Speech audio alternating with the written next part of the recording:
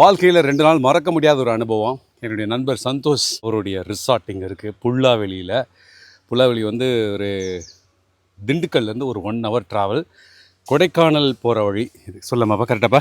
கரெக்டுங்க சார். தம்பி உங்கள் பேர் சொல்லுங்கள். சத்ய பிரகாஷ். ஹை மக்களே, தீனா சார் கூட இருக்கிறது ரொம்ப சந்தோஷமாக இருக்குது. மக்களே, அதாவது பார்த்தீங்கன்னா டீயில் போட்டு சாப்பிடும்போது வாவ் ஏலக்காய் டீ கொடுங்க அப்படிமோ, இதே ஏலக்காய் பிரியாணி சாப்பிடும்போது வந்துச்சுன்னா ஏன்டா இதை உள்ளே போட்டாங்கன்ற மாதிரி ஃபீலிங் இருக்கும். அப்படிப்பட்ட ஏலக்காய் செடியை தம்பி காட்ட போகிறாரு, பார்க்க போகிறோம். வாங்க போகலாம் சார் பக்கத்தில் தான், கொஞ்சம் நடந்து வாங்க, கொஞ்சம் சுறுசுறுப்பாக வாங்க சார் போகலாம். லெஃப்ட் சைட்லேயும் சரி ரைட் சைட்லேயும் சரி ஃபுல்லாக ஏலக்காய் தாங்க சார். இதான் ஏலக்காய் செடியா? ஆமாம் சார்.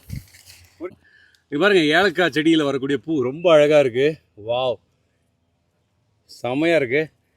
இதுதான் ஏலக்காய். ஓகே, இப்போ வந்து இது அறுவடை செய்யறதுக்கு டைம் ஆயிடுச்சு. ஒரு ட்ரையர் மிஷின் ஒரு மிஷின் இருக்குது சார். அதில் காய போட்டால் இதில் ஒரு அலசி ஒரு காய போடும்போது கொஞ்சம் நல்ல ஒரு ஸ்மெல்லோடு வருங்க சார். வாவ், அது வந்தோடனே நம்ம அப்படியே சேல் பண்ணுறது தான்.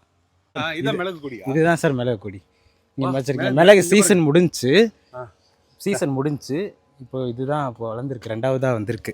வாவ், ஹில் ஸ்டேஷனில் விவசாயம் அப்படிங்கிறது பார்த்தீங்கன்னா காஃபி, ஏலக்காய், மிளகு, அவக்காடோ இந்த மாதிரி பணம் தரக்கூடிய விவசாயங்கள் மலைப்பகுதிகளில் நிறையா நடக்குது அப்படிங்கிறது எனக்கு தெரிய வந்திருக்கு. இப்படி ஒரு இன்ஃபர்மேஷன் உங்களோட பகிர்ந்துக்கிட்டதில் எனக்கு ரொம்ப சந்தோஷம். சத்யா, உனக்கு பிரியாணி சாப்பிடும்போது ஏலக்காய் வந்து எப்படி இருக்கும்?